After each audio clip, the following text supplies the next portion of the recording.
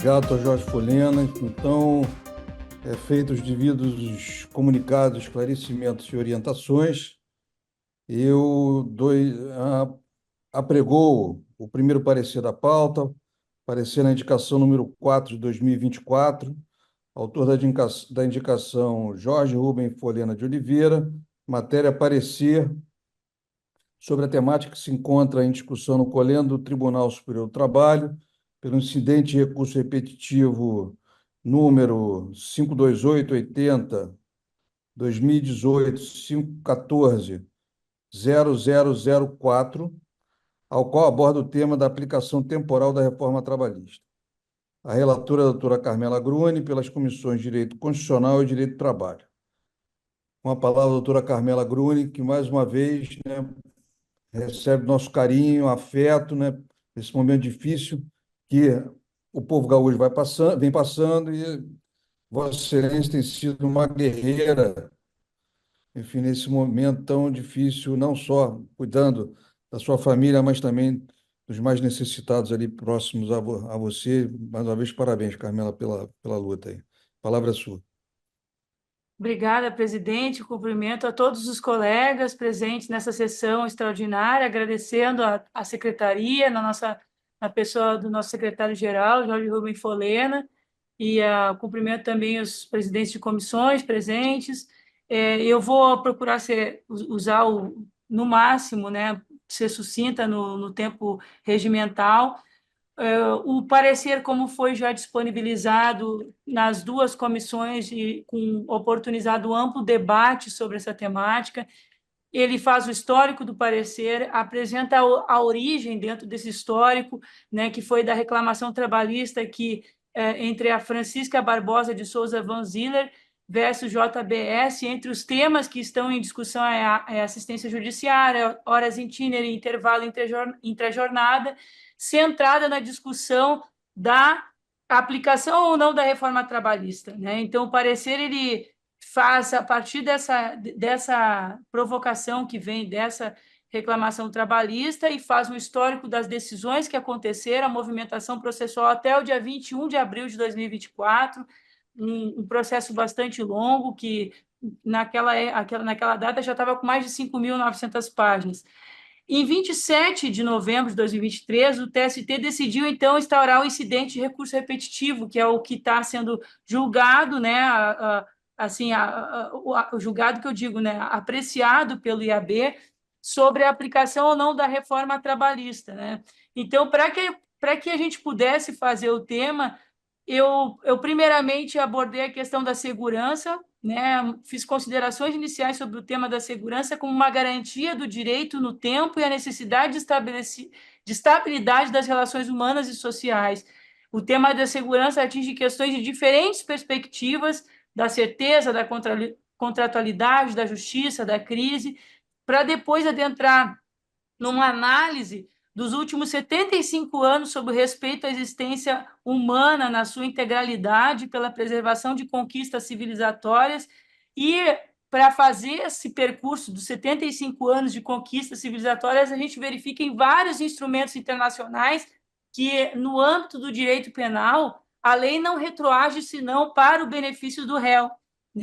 E eu prossigo o estudo com uma análise sobre o direito adquirido nas constituições, e dentro desse histórico das constituições, somente em 37 que há realmente, pelo regime totalitário, não que a gente não tenha passado ali em outros períodos, mas ali na de 37 existe a supressão do direito adquirido, e faço, então, esse levantamento para demonstrar historicamente sempre a preocupação nas constituições de haver ao respeito à segurança jurídica e ao direito adquirido. Depois, o percurso vai por uma análise doutrinária sobre os conceitos de direito intertemporal, direito adquirido, com grandes pensadores como Caio Mário da Silva Pereira, atuais também Augusto César de Carvalho, e também faz uma análise sobre a perspectiva do não retrocesso social, e destacando as lições de Pontes de Miranda, José Afonso da Silva, Carmen Lúcia Antunes da Rocha, Celso Antônio Bandeira de Mello. Depois eu faço uma análise da questão do neoliberalismo, a perspectiva de afetação sobre a redução de direitos e as privatizações, que está relacionada à questão da Lei 13.467. E aí apresento, quase já chegando para o final, o fato gerador do direito, né? Que não se trata, o contrato não se trata de uma mera expectativa de direito, mas sim de uma situação concreta pela qual se perpetua no tempo, e daí eu apresento o exemplo da lei dos petroleiros, de trabalhadores submetidos a regime de turno ininterrupto ou de sobreaviso, e que lá tem no contrato de trabalho as condições regulamentadas na legislação, e a legislação inclusive dispõe de um artigo específico, que é o artigo 11, que diz que não haverá redução da remuneração do trabalhador. O estudo ele faz uma análise também dos pilares, os princípios que versam o direito do trabalho, da inalterabilidade lesiva, da boa-fé, da proteção, da primazia da realidade, da irrenunciabilidade de direitos, e daí, já me encaminhando para o final, a conclusão do parecer ele se manifesta pela prevalência do direito adquirido, pela garantia individual, que é reconhecida na Constituição Cidadã como cláusula pétrea, qual deve prevalecer a tese da impossibilidade de aplicação da reforma trabalhista aos contratos em curso, observando o direito adquirido, o ato jurídico perfeito, que seja aqueles contratos anteriores à Lei 13.467 de 2017. Também destaco o respeito ao direito intertemporal conforme a doutrina que foi apresentada, que é um meio de promoção à segurança jurídica, à previsibilidade de direitos consolidados nas relações de trabalho e a garantia na confiança na justiça, em assegurar que haja total observância aos princípios e fundamentos do Estado Democrático de Direito. E é importante ressaltar que o Poder Constituinte originário expressou essas preocupações às gerações presentes e futuras no compromisso da defesa da dignidade da pessoa humana, pela redução das desigualdades sociais, regionais, e estabelecendo que a ordem econômica ela deve ser pautada na justiça social, assegurando ainda aos trabalhadores e trabalhadoras outros direitos que visem a melhoria da sua condição social, né, com a vedação ao retrocesso social. O parecer, ele, sem esgotar a matéria, ele apresentou, então, essas conquistas de normas internacionais como forma de consensos civilizatórios de justiça e de valores humanos, não sendo um rol taxativo, além de ter destacado, então, os aspectos que eu mencionei sobre as constituições, o neoliberalismo e a importância da análise econômica do direito e que as leis estejam em consonância e alinhadas aos compromissos constitucionais com a ordem econômica que estão definidos na Constituição Cidadã. Reitera-se que a relativização do direito adquirido fere, na essência, a cláusula pétrea da Constituição Federal, né, conforme expressa o artigo 60, parágrafo 4º, que não será objeto de deliberação proposta de emenda tendente a abolir os direitos e garantias individuais. Logo, deve ser assegurado o direito intertemporal, não podendo haver alteração lesiva às regras contratuais em consonância com os princípios do direito do trabalho, como da proteção, da inalterabilidade contratual lesiva. E, indo já encaminhando para o final, eu reitero, né, que nem no direito penal a lei retroage, senão para o benefício do réu. Diga que o direito penal a gente tem no sistema carcerário, tem cor, CEP, classe social. Entende-se que não há vazio constitucional nem no que está disposto na Lei 13.467, quando esta é aplicada, como diz expressamente na ementa do início da lei, no cabeçalho da lei, diz adequar a legislação às novas relações de trabalho.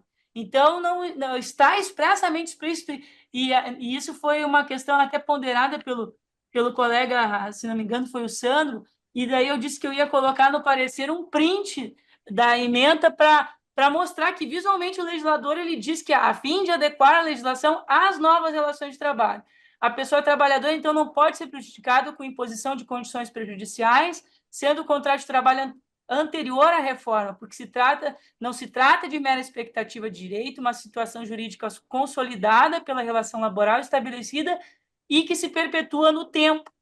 Precisamos de segurança jurídica, aqui clamo pelo respeito ao direito adquirido, né, como que é oriundo de condições estabelecidas em leis, regulamentos, incorporado ao patrimônio jurídico da pessoa trabalhadora quando da admissão. de modo a possibilitar previsibilidade de um futuro melhor, como também refletir sobre a vedação ao retrocesso social, analisando as evidências pelos indicativos sobre a pobreza, a taxa de trabalho informal, a taxa do trabalho infantil, o crescimento do trabalho precário, bem como o aumento dos casos análogos à escravidão e o papel da sociedade e do Estado na defesa dos objetivos fundamentais da República Federativa do Brasil.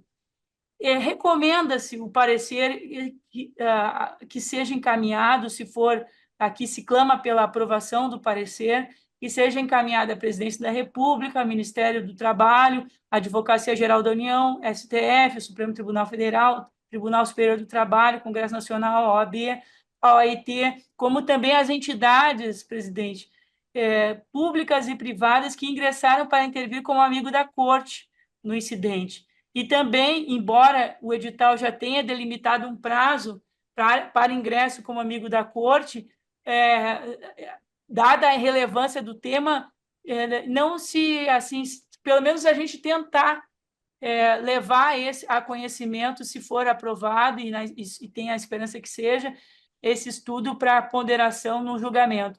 Eram essas as considerações, presidente, e fico à disposição.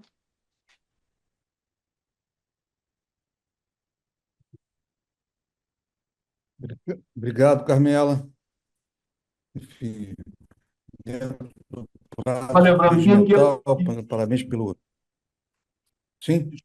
Só para lembrar, quem quiser fazer manifestação, quando o Sidney abrir, é a mão amarela embaixo. Já estou vendo a sua, Vitor. Mas só para evitar, porque aí automaticamente a gente sabe a ordem. Então, por isso que tem que, a não ser que não tenha mão, a parte para ter a ordem. Ok? Só para esclarecer isso. Desculpa, Sidney. Nada. Bom, mas obrigado à relatora, né, pelo cumprimento do prazo regimental, pelo poder de síntese, a questão foi muito bem posta, e eu ponho em discussão o parecer. Já tem inscrito o doutor Vitor Farjala, eu passo a palavra, enfim, aqueles que queiram se manifestar posteriormente, por favor, apresentem a mãozinha, enfim, ou escrevam aqui no chat para o nosso acompanhamento. Doutor Farjala, com a palavra, por favor. Me ouvem? Sim. Boa noite a todos e todas. Eu não achei a mãozinha amarela, Folhano, por isso que eu resolvi botar a minha mão branca aqui mesmo, porque não achei. Bom, de início eu quero dizer o seguinte, eu estou, né, me valendo de um dispositivo do nosso regimento interno, porque eu estive na comissão e fiquei vencido, bem vencido, devo reconhecer, mas fiquei vencido. E lá mesmo eu ressalvei que eu compareceria, o presidente Daniel está aí, que eu compareceria quando fosse submetido o parecer à sessão plenária, eu compareceria me valendo do parágrafo 5º do artigo 71 do Regimento Interno, que diz que o membro vencido, claro, desde que compareça ao debate na comissão, ele pode, né, não pode se manifestar contrariamente ao parecer vencedor. Então, essa primeira, né, faço esse primeiro registro. E digo que, na verdade, eu lamento ter e continuar a divergir do parecer da doutora Carmela, não só pelo brilho da doutora Carmela e dos demais membros que apoiaram o seu parecer, mas, já que fui vencido e tenho essa oportunidade, eu gostaria, tendo em vista a relevância, como bem acentua a doutora Carmela, a relevância dessa matéria, muito relevante, porque impacta, né, tem potencial de impactar em todas as relações de emprego nacional do Brasil, enfim, então ela é muito importante. Quero, primeiramente, dizer que meus pontos são, objetivamente, a inexistência de direito adquirido, a necessidade de distinção entre as fontes do direito do trabalho que, né, se aplicam a essa relação privada contratual. Então, eu digo o seguinte, até escrevi para poder ser o mais rápido possível. Lamentando divergir, tal, isso eu já...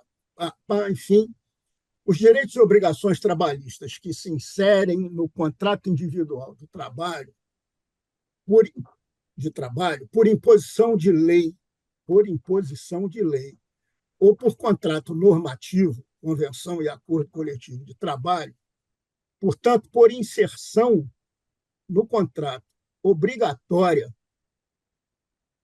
por fontes externas a este mesmo contrato, não são fruto da autonomia de vontade das partes. Isso aqui é o ponto que, para mim, é fundamental. Ou seja, o contrato de trabalho ele recebe normas, seja de contratos normativos, como fontes autônomas do direito do trabalho, seja da lei, que se inserem obrigatoriamente aos contratos de trabalho. E, portanto, elas são seguidas independentemente do próprio contrato. Por isso eu chamo de fontes externas. Elas não são ajustes contratuais fruto de autonomia da vontade das partes. É dessa forma que se assegura, evidentemente, a proteção aos trabalhadores em seus direitos constitucionais, legais e das convenções e acordo coletivo de trabalho. A doutora Carmela tem toda a razão e toda a doutrina que ela cita. É que eu não acho que seja essa doutrina a apta, né, a desvendar aqui esse tipo de questão para uma solução. A autonomia individual das partes resta apenas, portanto, dispor sobre o que não provenha das referidas fontes, cedendo espaço, assim, à livre vontade das partes. Então, ainda que pequeno, o contrato é um contrato de natureza privada que pode, sim, receber, pode, sim, ser ajustado por autonomia da vontade das partes, desde que observe as normas obrigatórias a que eu me referi. Então, a parte que representa no contrato a verdadeira e livre autonomia da vontade das partes é aquela em que são ajustadas condições que não decorrem obrigatoriamente de lei, mas de seu mero cumprimento. Mesmo assim, ressalto, não há dúvida de que o contrato de trabalho é um contrato de natureza privada. Isso é também importante. Tais direitos e obrigações são de trato sucessivo. O contrato de trabalho é um contrato de trato sucessivo, por natureza do contrato de trabalho, em regra por prazo indeterminado. E, por isso, não asseguram, no tempo, direito adquirido à perenidade das suas condições, extinguindo-se com a revogação ou término de vigência das referidas fontes externas à vontade das partes. Há que se distinguir, quando eu falo em revogação ou vigência, porque os contratos normativos possuem vigência e nem sempre as leis só excepcionalmente possuem vigência, mas são revogadas, que é a hipótese. Há que se distinguir direito adquirido e ato jurídico perfeito. São coisas distintas, até porque a Constituição não usaria os dois conceitos sem que tivesse realmente uma distinção. Sendo este último, o ato jurídico perfeito, a garantia de eficácia no tempo de direitos e obrigações livremente ajustados na base do negócio, só podendo ser extintos ou alterados também por livre vontade das partes, desde que preservada a pirâmide tridimensional das fontes de segmento obrigatório do direito do trabalho, lei, convenção e acordo coletivo. Dessa forma, os direitos e obrigações do contrato de trabalho, na sua sucessividade, só se mantêm enquanto mantidas as normas legais e as fontes contratuais, coletivas e individuais. Portanto, o trato sucessivo estabelece uma clara sensibilidade aos fatores externos que possam impactar nos referidos contratos, inclusive a revogação de lei. Sendo proveniente exclusivamente da lei, como é o caso que está em discussão, que se refere, inclusive, ao caso piloto a horas in time, portanto, não se trata sequer de um retrocesso, como tem sido argumentado, de uma vedação a retrocesso, que as horas in time sequer estão na Constituição, quando a vedação a retrocesso é de respeito a normas constitucionais. Sendo proveniente exclusivamente da lei e esta revogada, não há direito adquirido a se manter como fonte do contrato individual de trabalho, se sobre o seu objeto as partes não ajustaram livremente cláusula contratual coletiva, em nível coletivo ou individual, cada qual também durante sua vigência. Portanto, senhores e senhoras, eu penso que há uma necessária equiparação aqui, por igual fundamento, ao entendimento do Supremo Tribunal Federal, em termos de repercussão geral, a respeito de que não há, né, isso é, ficou a frase assim patente, não há direito jurídico adquirido a regime jurídico. Claro, se referindo à composição da remuneração de servidores públicos, o que demonstra a inteira pertinência daqui eu invocar essa necessária equiparação. Ou seja, eu também estabeleço que aqui o que existe em termos da lei e não da vontade das partes é um regime jurídico em que não há, portanto, segundo o Supremo, direito adquirido à sua manutenção. Finalmente, eu só queria fazer um reparo, porque eu achei também interessante quando o doutor Sandro, na comissão, levantou o fato de que a ementa da lei da reforma trabalhista se referiu a fim de adequar a legislação às novas relações de trabalho. Em primeiro lugar, a ementa não é uma norma, né? E em nenhum momento foi repetido. Essa frase não foi repetida em todo o contexto de uma exaustiva uma lei da reforma trabalhista. Em segundo lugar, ela não se referiu a novos contratos de trabalho, ele se referiu a novas relações de trabalho. E essas são as que nós estamos discutindo e muito, Odílio. Ou seja, o que é que nós temos discutido? Não novas relações de emprego, mas novas relações de trabalho, que é como a Constituição se refere lá no artigo 114, com a emenda constitucional 45. Então, na verdade, o que me parece, e termino aqui, senhor presidente, é que toda a construção doutrinária existente no parecer, ela é de relevante significado, importante, muito importante, guardei o parecer, muito importante em termos acadêmicos, mas como uma abstração, como uma genérica abstração sobre conceitos de direito adquirido, etc., inclusive com doutrinas, mas sem, na minha opinião, enfrentar o caso prático em que a reforma trabalhista não extinguiu todos os direitos trabalhistas, apenas pontuou alguns, como no caso do piloto, dizendo que não há o trajeto entre casa e trabalho não pode ser considerado como tempo de serviço. Isso totalmente permitido à lei, porque não há nisso qualquer contrariedade à Constituição e nenhum retrocesso e sequer redução salarial, que se tratava efetivamente de caso de salário, condição. Então, a partir do momento e onde não havia trabalho, de trajeto, fazia-se inclusive uma distinção entre quem estava em veículo da empresa de quem todo dia trafega também entre casa e trabalho, trajeto todo mundo faz, né? Sendo que só os primeiros seriam reconhecidos como hora extra. Enfim, eu só não quero entrar, logicamente, nessa discussão, mas é só para demonstrar que não há, né, todo esse alarde em torno de segurança jurídica, em torno de redação ao retrocesso, não se aplica a uma simples alteração da legislação com revogação de uma norma que, por ser força obrigatória e não de cumprimento espontâneo ou ajustado pelas partes no contrato, cessando a sua vigência, cessa a obrigação e o direito. É isso, obrigado, Excelência. Eu quero só também registrar que, não por vaidade, mas por interesse em relação à matéria, eu também fiz questão de vir nesse plenário defender o meu pensamento, até porque para ficar na gravação. Obrigado.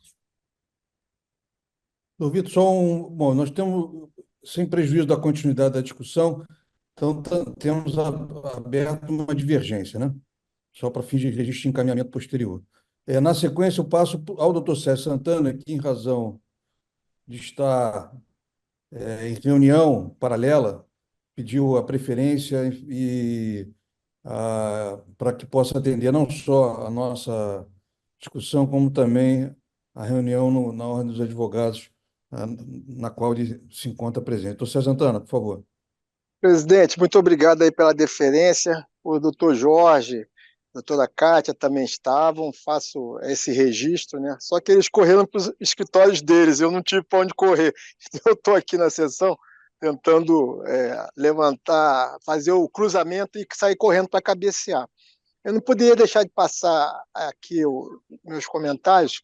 Primeiro, elogiar o parecer, né, essa obra, né, feita pela Carmela, né, uma belíssima obra, né, doutrinária, que eu acho que muito vai acrescentar nos debates de várias comissões. Em segundo lugar, dizer que na Comissão de Direito Constitucional tivemos um debate muito profícuo, né, foram muitos pontos que foram levantados, tenho certeza que alguns colegas estão presentes nessa sessão, vão fazer alusão a isso. Eu tenho uma questão, né, que é até de ordem formal, né, de ordem material, que a tradição dos nossos pareceres é não conter bibliografia. Eu levantei esse ponto na comissão e eu não sei se seria o caso, né, de se retirar a bibliografia, porque nós sempre enviamos para os poderes constituídos nossos pareceres fundamentados, né, aprovados no plenário, que não contém bibliografia, até porque essa é uma lógica de funcionamento dos nossos pareceres. Então, depois, Vossa Excelência, naturalmente, vai verificar aí essa questão formal, que não é da maior relevância, né? Até porque ele já fica, de certa forma, preparado para as nossas revistas, nossas obras aí, como a revista do IAB, né, que a doutora Kátia faz um excelente trabalho, alguma revista da Comissão de Direito Constitucional, da Comissão de Direito do Trabalho, etc., etc. Eu queria dizer que hoje há uma questão que é um pano de fundo, há uma preocupação muito grande em termos do futuro do direito do trabalho. Concordo com o Vitor é um dos nossos grandes quadros no Instituto, né? Sempre tem ponderações importantes, mas eu acho que na discussão da Comissão de Direito Constitucional, né, a gente trabalha muito com uma visão um pouco mais ampla do que as visões específicas, que também são importantes, das comissões. Então, a questão mesmo do futuro do direito do trabalho, a questão do neoliberalismo, a questão da alteração das regras que nós temos verificado, inclusive, um contraponto com a visão dos tribunais do trabalho, com o próprio Supremo Tribunal Federal, e até mesmo dentro do próprio Tribunal do Trabalho. Então, essas questões acabam sendo também objeto da preocupação da Comissão de Direito Constitucional, nessa perspectiva, né, de trabalhar o direito do trabalho dentro da sua vertente histórica, como um direito humano fundamental, como a literatura dos direitos humanos inclui a questão do direito do trabalho, o direito ao trabalho, e dentro dessa, dessa visão do Estado contemporâneo, que aponta para um futuro extremamente complexo, com inteligência artificial, né? Um futuro não tão longínquo, né? Nós já estamos vivenciando na prática, com inteligência artificial, com esse avanço tecnológico. Para não me alongar, presidente, eu acompanho o parecer com essa observação, que certamente Vossa Excelência vai saber conduzir no sentido de se seria adequado ou não manter a bibliografia, mas no conteúdo, né, eu não consegui ler o trabalho final, mas toda a relação de pontos que foram levantados, inclusive a nossa querida ex-presidenta Rita Cortez, ela apresentou também, e eu fiz a leitura, inclusive na reunião, a doutora Carmela soube fazer a revisão, né? E certamente deve ter adequado aqueles pontos que foram colocados pela comissão. Então, eu registro o meu voto e o elogio ao trabalho desenvolvido. Muito obrigado, Excelência. Obrigado, doutor César Santana. Fulano, na sequência... Ricardo Antônio Lucas Camargo, Josimar e Joana Oliveira. Vamos dar por encerradas as inscrições. Tá? Já teve tempo suficiente. O Daniel fala por último. Roberto Reis, então vamos lá. O Daniel vai falar como presidente de comissão. Eu sou indicante, mas vou abrir, inclusive, para o Daniel. Ricardo, Josimar, Joana, Roberto Reis. E depois o Daniel, como presidente de comissão, fazemos o fechamento. Estamos encerrando as inscrições. Ok. Então, não, está perfeito. Faremos nesse encaminhamento, peço a todos, né, que fiquem atentos aí ao nosso prazo regimental. Doutor Ricardo, a palavra é sua. Muito bem. Bom, em primeiro lugar, parabenizo novamente a Carmela, eu estava presente na sessão, né? A única ressalva que eu fiz, mas isso é mais por uma questão de um compromisso teórico meu, foi com relação à análise econômica do direito, que eu tenho uma certa reserva em relação a ela, mas, enfim, isso é questão minha, tá? Mas, de qualquer sorte, é muito bem exposta a observação do Dr. Victor Farjala, né, a quem eu conheço até dos encontros do Instituto Brasileiro de Advocacia Pública, né, mas eu estava pensando cá com os meus botões. Realmente, a questão dos contratos de trato sucessivo gera algumas complicações quanto à retroatividade ou irretroatividade de lei. Mas mesmo em relação a esses contratos, existem situações jurídicas que se consolidam no tempo e que não podem ser alteradas. Então, supondo aqui que tenha sido integrado ao contrato de trabalho, o pagamento das horas in itinere, um contrato vigente. E aí, então, se vai dizer que esta parte que teria sido excluída pela reforma trabalhista não deveria ela também considerar-se como protegida, não a título talvez de direito adquirido, mas de ato jurídico perfeito? Porque aí as partes, o empregador também manifestou a sua vontade. Então, então, colocar a questão em termos de trato sucessivo nunca se aplica ao direito adquirido é algo que merece ser visto com grãos sales. Ainda mais em se tratando de relações em que uma das partes tem a prerrogativa de dar ordens à outra. E é exatamente por causa dessa assimetria que se evita dar ao contrato de trabalho aquele tratamento típico do direito privado específico. Então, é com essas brevíssimas considerações que eu me somo ao Sérgio Santana e reitero o meu voto na comissão pela aprovação do parecer, louvando, entretanto, a cuidadosa leitura feita no voto divergente do Dr. Victor Farjala. Próximo inscrito, Joicimar. Joicimar. Lembrando que nós não estamos votando ainda, então, enfim, nós estamos em discussão do parecer. Doutor Joicimar.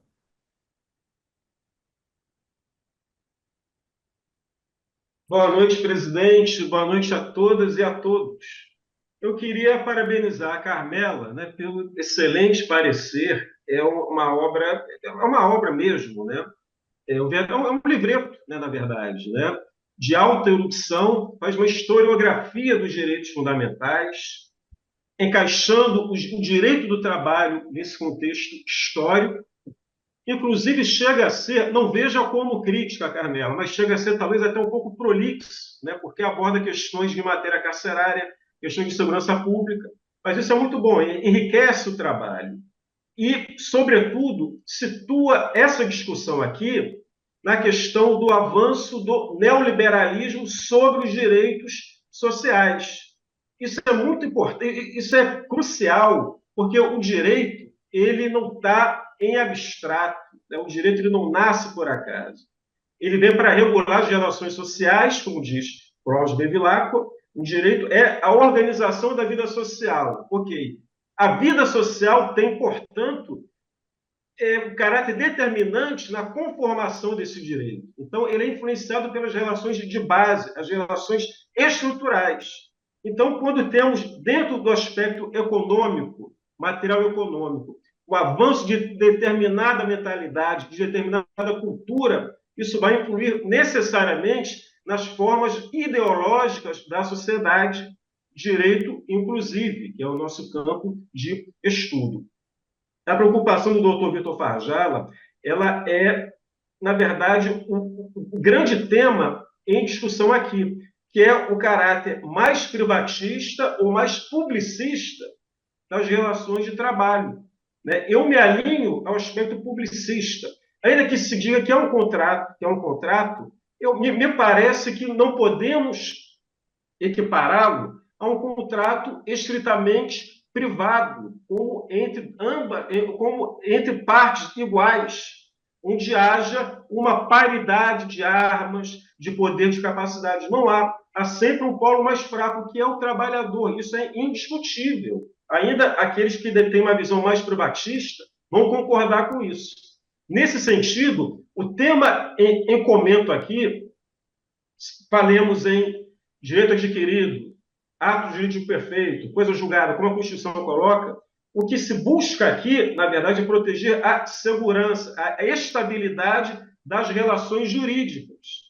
E se ela pode ser modulada, se ela pode ser mitigada para trazer uma situação de prejuízo para a parte que já é mais fraca, a parte do trabalhador. Então, diante de tudo isso, eu apoio integralmente o parecer da Carmela. Obrigado, presidente. Obrigado, Josemar. Doutora Joana, Doutora Joana Oliveira.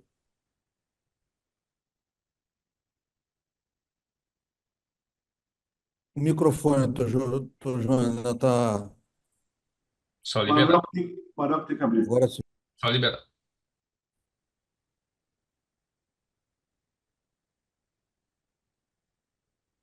Pode falar, Joana. Está liberado seu microfone. A Joana caiu. Bolera, na verdade, ela não está com o áudio habilitado, tá? Ah, tá. Então, Mano, Joana, sai da sala, entra de novo. Enquanto isso, nós vamos passar para o Roberto.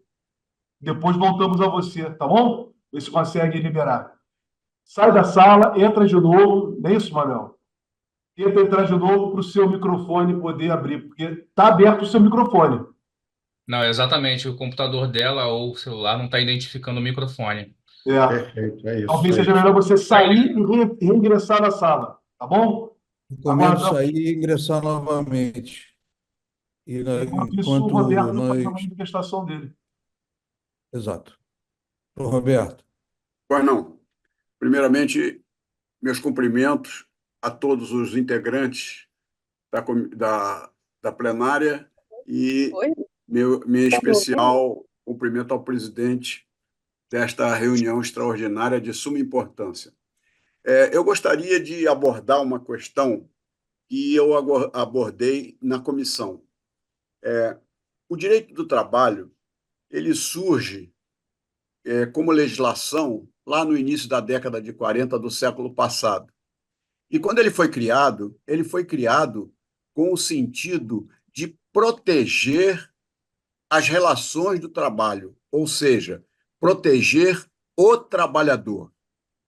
Isso não há dúvida nenhuma. Tanto que alguns doutrinadores chamam o direito do trabalho de direito protecionista. E, na verdade, ele o é, porque se não houvesse a relação capital e trabalho na confecção da riqueza, o trabalho ficaria em desvantagem, porque não basta ter só o capital, é importante ter o trabalho. E eu, inclusive, falei na comissão que, se não houvesse trabalho, talvez não existisse sociedade, porque como é que se vai criar riqueza sem o trabalho? Só o capital? Só os rentistas que vivem se beneficiando desse neoliberalismo? Onde é que estaria a produção da riqueza? Então, eu queria deixar bastante presente essa questão. O direito do trabalho é um direito protecionista. E, sendo um direito protecionista, ele tem o condão de proteger o trabalhador. Não senão prevaleceria, como já foi dito aqui pelo Josemar, ele privilegiaria quem? Quem está em condição superior na relação contratual, que seria, no caso, o patrão. Então, não é isso que nós estamos discutindo aqui. O que nós estamos discutindo aqui é se pode haver retrocesso na relação de trabalho prejudicando o trabalhador. É isso que é o aspecto fundamental. Não existe, na relação contratual de trabalho, paridade de armas. Isso ninguém aqui vai dizer ao contrário. O que existe na relação do trabalho é a predominância do capital para a realização da riqueza. Mas a realização da riqueza não vai nascer se não tiver o trabalho. Então, se o trabalho é fundamental, se o trabalho mereceu uma justiça especializada, nascida para a proteção do trabalhador, nós não podemos admitir que venha uma reforma que queira, inclusive, solapar direitos adquiridos. E até, inclusive, na comissão, eu fui um dos que pedi que esse parecer da nossa querida Carmela fosse encaminhado também à OIT, porque eu considero isso um absurdo. Não é possível que a justiça queira retirar direitos de trabalhador. Ao contrário, está aí o nosso colega Sérgio Santana, que falou também a respeito da inteligência artificial, que vai influenciar aí muito nas relações de trabalho. Então, nós precisamos pensar nisso, não é? Quando nós tivemos lá atrás, na escravatura, também ninguém queria a abolição da escravatura, porque a elite preferia ter o escravo, que era muito mais barato do que comprar máquinas. Então, nós temos que ver esta questão posta hoje aqui em discussão na perspectiva do futuro também. E, nesse momento, eu quero aproveitar para parabenizar profundamente o trabalho da Carmela, que realmente é um trabalho digno de ser publicado. E eu até vou discordar um pouco do meu querido Sérgio Santana e dizer que ela deve, sim, ser adicionado à bibliografia, porque foi um trabalho de profundidade e as citações dela têm origens em juristas que permanecem ainda no bojo do conhecimento jurídico do nosso país. Então, senhor presidente, eu quero deixar bem claro que essa questão ela tem que ser tratada com muito cuidado. Não vamos falar em paridade de armas em contrato de trabalho. E isso é um absurdo. Nós temos que pensar a relação de trabalho na perspectiva do desequilíbrio entre as partes. Quem está em condição de superioridade no contrato de trabalho é o patrão, é o empregador. Portanto, a justiça foi criada justamente para proteger o trabalho. Imagina se não houvesse a justiça especializada e o trabalhador fosse contratar com o empresário. Como é que se daria a coisa? Na ordem dos direitos e obrigações? Pensemos nisso.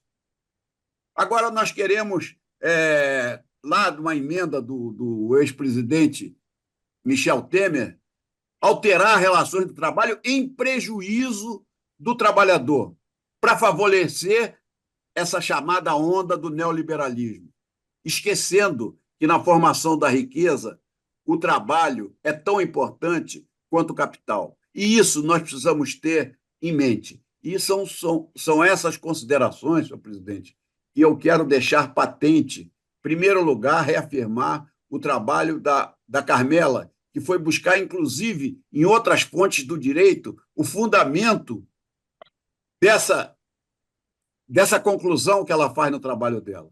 Então, quero dizer que eu estou plenamente de acordo com o relatório da Carmela e dizendo mais o seguinte: eu acho, sim, é uma inovação. O Sérgio Santana, na comissão, já levantou essa questão da bibliografia, mas eu acho que ela deve, sim, integrar o parecer, que está muito bem feito, e eu parabenizo a Carmela e agradeço a Vossa Excelência, e estou encerrando a minha participação, até porque daqui mais alguns minutos eu vou ter que me ausentar. Muito obrigado, senhor presidente. Obrigado, Tom Roberto. Oi, Joana, estão me ouvindo? Vamos. sim, Ok. agora estamos. Boa noite a todos, boa noite, presidente, Sidney Sanches, o Jorge, né, doutor Jorge Polena, e eu inicio minha fala parabenizando a doutora Carmela pelo parecer, assim como todos fizeram, e a minha colocação é no sentido de que é muito evidente quando você chancela esse entendimento de que a lei trabalhista, a reforma trabalhista deve incidir nos contratos vigentes, viola o patrimônio jurídico do trabalhador, isso é nítido. Ela viola por quê? Porque quando você tem um contrato de trabalho, e dentro daquele contrato de trabalho você assina um contrato e tem as condições definidas naquele contrato, você entende que o trabalhador ele trabalha esperando o salário no final do mês.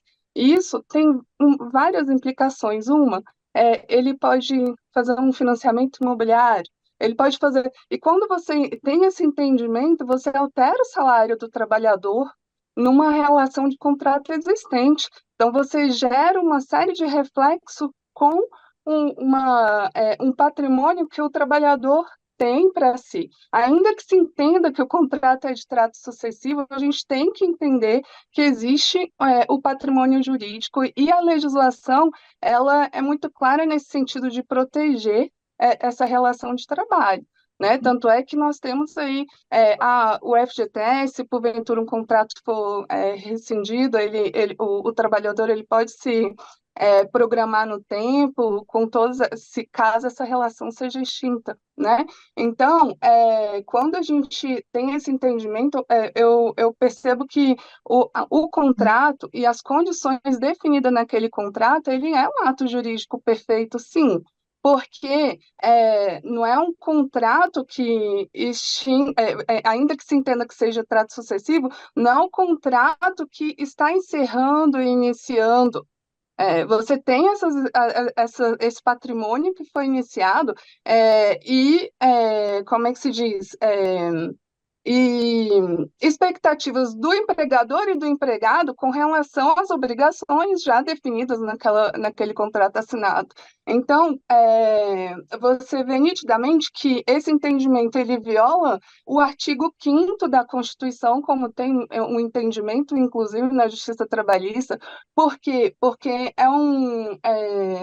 no artigo 5º, parágrafo 1º, ele fala que as normas definidoras dos direitos e garantias fundamentais têm aplicação imediata.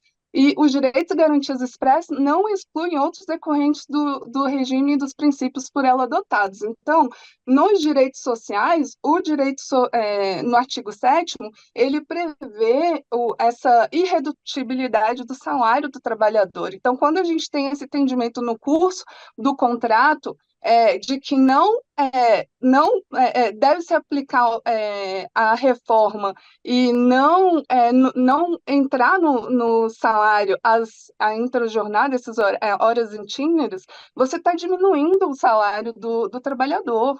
Né? Então, assim, a LINDB ela é clara no artigo que tem que proteger, a lei ela é imediata, sim, mas o ato jurídico perfeito e o direito adquirido, nesse ponto, ainda que se não entenda direito adquirido do contrato, você entende as condições que foram assinadas naquele tempo pelo trabalhador e pelo empregador. Né? Então, além de todas as outras questões que a doutora Carmela trouxe, esse entendimento, ao meu ver, é um retrocesso no patrimônio jurídico do trabalhador. Assim, para as novas relações, é um retrocesso de todo modo, mas é uma violência você considerar esse entendimento para os contratos já vigentes, justamente por conta dessas expectativas, do que foi assinado, do que foi acordado. Você tem tanto é que você não pode tirar um trabalhador de uma função e colocar numa menor. E se você entender que o contrato tem trato sucessivo e se encerra aquele contrato todo mês, você poderia fazer isso, né? Entende? Então, eu concordo com o parecer e encerro a minha discussão nesse sentido. Obrigado, Joana. Obrigado, doutor Joana. Bom, Daniel. doutor Daniel Polônio, que é um indicante, não. Não, ele é o presidente da comissão. Eu sou Presidente direito da de comissão, trabalho, tá. me pediu para falar. Indicante é você, né? Indicante sou eu. Eu tô acompanhando, estou satisfeito com a indicação, acompanho. Eu compreendi a argumentação do Vitor, mas nesse caso, eu vou seguir exatamente o parecer, atendeu exatamente o que eu pensava, exatamente na linha que foi manifestado, tanto na Comissão de Direito do Trabalho, como também na Comissão de Direito Constitucional. Mas Daniel vai falar, Daniel? Senhor presidente, assim, rapidamente, até para fazer um registro, porque na comissão houve, de fato, primeiro, boa noite, presidente Sidney, o secretário Folena e os membros que estão aqui presentes. Rapidamente dizer, porque eu vi muito da fala, dar um histórico do que foi a nossa reunião, porque muito se colocou aqui, e não é uma crítica que eu estou fazendo, a questão de cunho ideológico. Eu vi muitos falando, olha, há um retrocesso, isso é fruto de uma visão neoliberal que quer se impor sobre o trabalho e precisamos estar atentos a isso. E eu acho que as questões, é preciso sempre ter cuidado quando a gente faz reducionismos, né? Ou acaba estereotipando determinadas situações, porque na nossa comissão, presidente, as correntes que divergiram, Carmela de um lado, Farjala do outro, trataram dessa questão do ponto de vista estritamente técnico. E isso foi até uma coisa que, ao término da reunião, quando proclamado o resultado de aprovação do parecer da Carmela, todos acentuaram esse aspecto, porque até para ficar aqui adstrito, como se diz, a petição inicial, que foi o motivo da indicação do Folena. O Tribunal Superior do Trabalho ele abriu um edital, um prazo, já está vencido, a Carmela muito bem disse, vê se a gente consegue colocar esse parecer lá dentro, mas criando um incidente de recurso de revista repetitivo, né, onde se discute se o empregador deve cumprir as obrigações impostas pela reforma trabalhista de 2017 nos contratos assinados antes da sua vigência. Então, esse é o aspecto. Então, para quem entrou depois, não tem problema. A corrente que está vencida já da Carmela, que foi o que a minha comissão, que eu presido, endossou, falou, olha, não pode haver supressão da condição mais vantajosa, porque e aí na questão da hora de trajeto ou itinerary, ela não pode alcançar esses contratos de trabalho, enfim, que estavam em curso ao tempo da reforma. Esse foi o fundamento da nossa comissão. De outro lado, e aqui para fazer o registro da corrente divergente pelo lado liderada pelo Vitor, quando diz que não há direito adquirido, é preciso lembrar não só a questão do contrato de trato sucessivo, a preocupação, e aí aqui eu já encaminho para a minha fala, agradecendo por terem deixado eu tratar desse ponto, é porque há, em tese, a possibilidade de violação ao princípio da isonomia. Por quê? Porque se você tiver numa mesma empresa, empregados na mesma função, no mesmo turno, na mesma sessão, no mesmo horário, um terá um estatuto jurídico diferente do outro. Nós vamos ter o mesmo empregado com duas categorias. Esse é o aspecto, ou seja, um estatuto para empregados novos, que vão estar subsidiados lá pelo novo texto legal, e um outro, que é mais brando, naturalmente, em relação às obrigações anteriores, e o outro, anterior a 2017, de uma maneira mais incorporante, segundo o aspecto benéfico. Então, essa foi a preocupação da comissão. Eu queria acentuar isso, presidente, para não parecer que quem defendeu, não parecer uma briga do bem contra o mal. E eu, como presidente da Comissão de Direito do Trabalho, quero deixar isso muito claro, porque senão a gente reduz esses aspectos, porque fica parecendo que quem está com a Carmela é o bem, quem está com o Farjala é o mal, mocinhos e bandidos. Isso não existe, não é esse aspecto. A questão foi discutida num âmbito estritamente técnico, e essa é a preocupação. Eu preciso dizer que o próprio TST, das suas 10 turmas, há um empate, está 5-5, por isso que foi levado para o pleno, e, enfim, diante desse esclarecimento, eu queria acentuar, até porque a reunião está sendo gravada, dizer que me orgulha que a Comissão de Direito do Trabalho tenha, que é uma comissão que, naturalmente, a gente sabe das divergências de natureza ideológica, faz parte, advogado sindical e advogado de empresa, né? Isso é muito comum na nossa comissão, mas nós conseguimos abstrair isso e discutir a questão do ponto de vista estritamente técnico sobre a ótica constitucional e sobre a ótica infraconstitucional e regulamentar, porque nós estamos falando aqui do instrumento coletivo, acordo coletivo, convenção coletiva, enfim, os instrumentos autônomos de regulação do Estatuto Legal Trabalhista. Era só esse registro, senhor presidente, que eu queria fazer e agradeço pelo tempo. Obrigado. Obrigado, Daniel.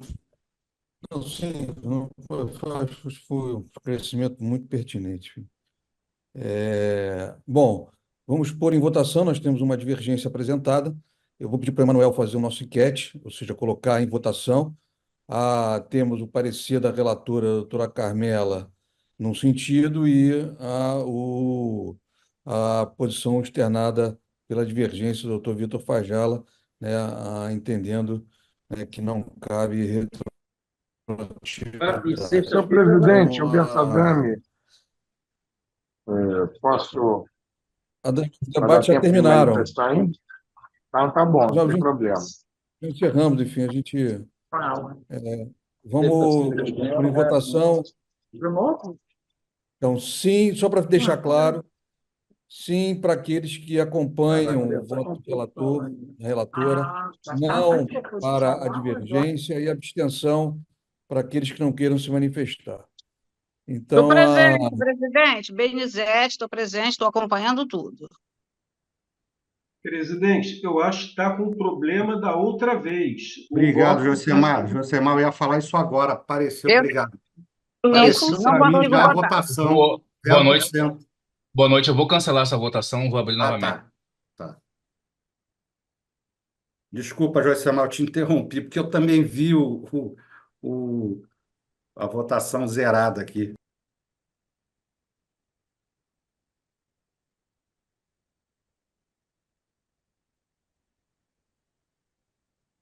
acho que agora sim, né? Então, repetindo, sim Agora para foi, aqueles agora foi. sim para aqueles que acompanham o voto da relatora, não para a divergência, abstenção aqueles que não querem manifestar opinião. Então, em votação.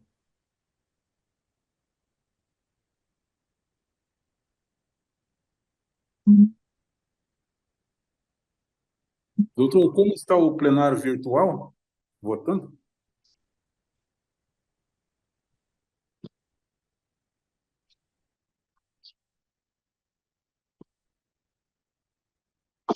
Fechando a votação.